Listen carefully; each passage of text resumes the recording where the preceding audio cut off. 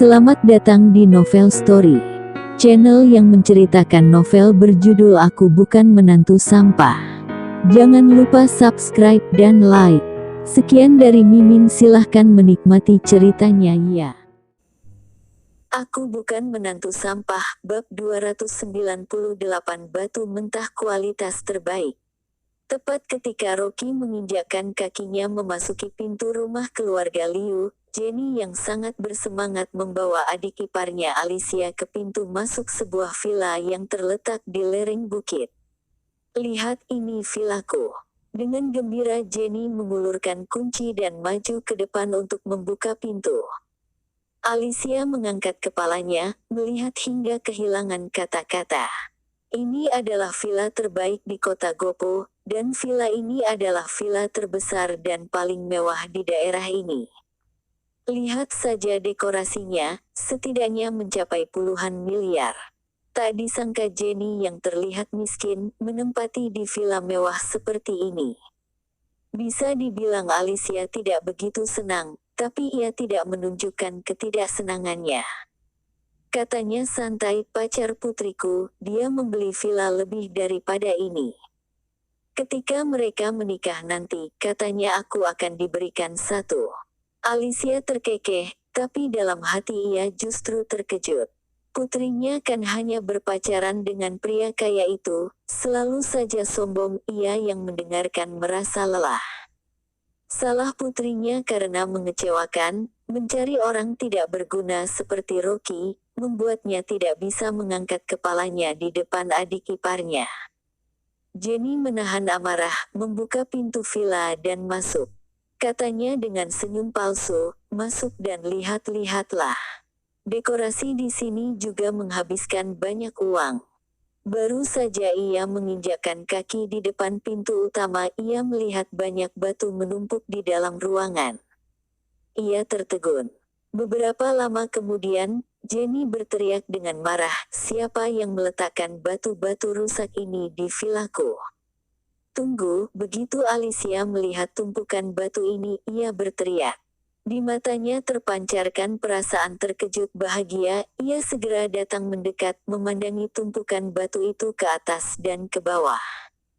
Jenny yang melihat ekspresi bersemangatnya, segera datang untuk bertanya, "Adik ipar, ada apa dengan batu ini?"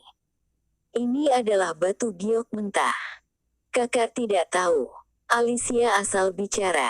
Setelah bicara ia langsung merasa menyesal. Jika ia tahu Jenny tidak mengerti, ia pasti akan menghasilkan banyak uang. Jenny tidak bodoh, begitu mendengar batu giok mentah ia segera sadar dan segera bertanya, "Adik ipar, kamu bilang ini adalah batu giok mentah?" "Iya," kata Alicia tidak peduli, matanya yang serakah justru berbalik pada tumpukan batu mentah. Hatinya sangat terkejut. Ini luar biasa. Ia adalah seorang ahli dalam industri giok. Begitu melihatnya ia tahu bahwa ini tumpukan batu mentah dengan kualitas terbaik.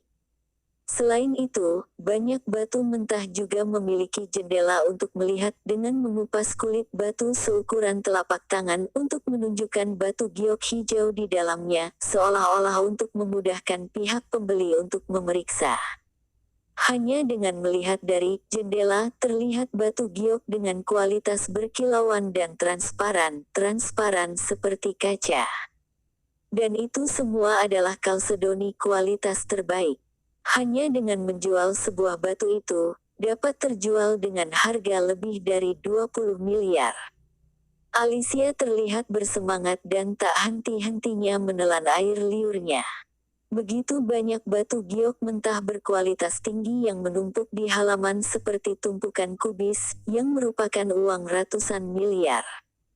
Jenny juga melihat jendela di atas batu, hatinya terkejut dan senang pada saat yang bersamaan, dan sangat bahagia. Ini adalah tumpukan uang. Entah siapa yang menumpuk di sini. Pertama-tama Jenny memikirkan menantunya, Rocky. Tiba-tiba, dia merasa marah lagi. Orang tidak berguna ini diam-diam mengkhianatinya. Ia menyembunyikan liontin giok dan menumpuk batu mentah di villa. Apa yang ia lakukan sebenarnya? Tak disangka pecundang ini menjadi simpanan wanita kaya. Ia berselingkuh, mengkhianati keluarganya dan ingin kawin lari dengan wanita kaya. Memikirkan hal ini, Jenny sangat marah. Menurutnya, bahkan batu yang diberikan oleh wanita kaya kepada Rocky adalah milik keluarga Liu. Jika Rocky ingin mengambil batu giok ini dan kawin lari dengan wanita kaya, sama saja Rocky merampok uangnya. Tidak boleh. Tumpukan batu giok ini ia harus menyingkirkannya. Memikirkan hal ini, Jenny memutuskan untuk bertanya kepada Jenny, adik ipar, kamu telah melakukan bisnis giok di Wasa. Bisakah kamu mencari seseorang untuk mengambil batu-batu ini pergi? Kakak ingin menjualnya. Alicia memandanginya terkejut. Jenny dengan tegas mengangguk, tentu saja aku ingin menjualnya. Jika menumpuknya di sini akan memberi keuntungan bagi Rocky, orang tidak berguna itu. Anak itu menjadi simpanan seorang wanita kaya di luar. Aku rasa batu-batu ini adalah pemberian wanita kaya itu untuknya. Jika ingin menjual ini padanya, dia tidak akan mampu membelinya. Petik 2. Rocky mengkhianati Dewi, mencari wanita kaya di luar. Alicia bahkan lebih terkejut. Tak disangka Rocky begitu tidak berguna, sehingga bisa-bisanya ia menggoda wanita kaya seperti ini. Jenny keceplosan dan kata-katanya tidak bisa tarik kembali. Dengan takut berkata, adik ipar, jika Anda dapat menemukan orang yang dapat diandalkan untuk mendapatkan batu giok ini, aku akan memberikanmu sebagian dari uangku. Alicia senang dan segera bertanya, kakak, berapa banyak yang kakak bagikan kepadaku? Itu tergantung pada berapa hasil penjualannya. Jenny berkata, mengingatkan dengan sedikit merahasiakan omong-omong, jangan mencari penjual di jalan antik kota Gopo. Andrew memiliki toko antik di jalan itu dan mengenal banyak orang. Aku takut dia akan tahu. Masalah ini hanya kita berdua yang tahu. Jangan memberitahu orang ketiga. Alicia tidak ingin membiarkan Andrew tahu tentang masalah menjual giok Rocky diam-diam. Pokoknya, ketika nanti Rocky bertanya, ia hanya akan mengajukan 3 pertanyaan. Alicia berpikir sejenak dan berkata dengan canggung, sebagian besar pedagang giok yang aku kenal di Wasa, jika kita berbicara tentang kota Gopo hanya ada keluarga Lu. Fendi Lu. Jenny yang mendengarnya tidak senang, orang miskin itu masih menyuruhku membayarinya makan, bagaimana dia bisa mendapatkan uang untuk mengumpulkan batu-batu mentah ini? Jenny berkata sambil tersenyum, kakak, keluarga Lu termasuk orang kaya di Wasa, tetapi keluarganya memiliki manajemen yang ketat. Tidak ada banyak uang jajan untuk Fendi Lu. Jika kakak meminta keluarga Lu untuk mengumpulkan batu, harganya pasti tidak rendah, aku berjanji. Begitu ya. Jenny masih sangat mengkhawatir tentang masalah makan itu, dan ia sangat merendahkan Fendi Lu. Tetapi Alicia menepuk dadanya untuk menjamin, ia mengangguk dengan tidak ikhlas dan setuju untuk menyuruh Fendi Lu datang. Pokoknya, tidak peduli siapapun itu, selama batu itu diambil dan uang langsung ditransfer kepadanya, ia bisa mengabaikan apapun itu.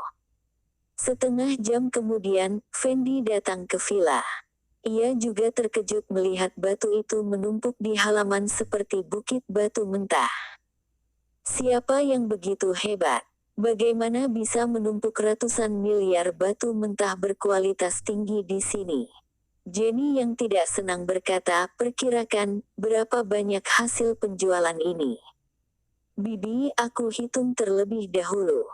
Kata Fendi terburu-buru dan kemudian mengedipkan mata pada Alicia. Alicia mengerti dan mengedipkan mata padanya. Ia sengaja meminta Fendi untuk datang karena mereka pernah melakukan bisnis bersama, keduanya mengerti pemikiran satu sama lain. Bagaimanapun, Jenny tidak mengerti pasar. Jika ia membantu Fendi mengambil tumpukan batu mentah berkualitas tinggi ini dengan harga rendah, ia juga dapat menghasilkan banyak uang darinya. Fendi sengaja menoleh ke timur dan barat, menggelengkan kepala dan menghela napas. Bibi, batu-batu ini penampilannya tidak baik. Untuk menghargai Dewi, bagaimana jika aku memberi Bibi 10 miliar dan mengambilnya? Terima kasih telah menonton, jangan lupa like, komen dan subscribe ya teman-teman agar saya semangat melanjutkan novel ini. Jika ada yang kurang baik silahkan komen di bawah agar saya memperbaikinya. Sekian dan terima kasih ya.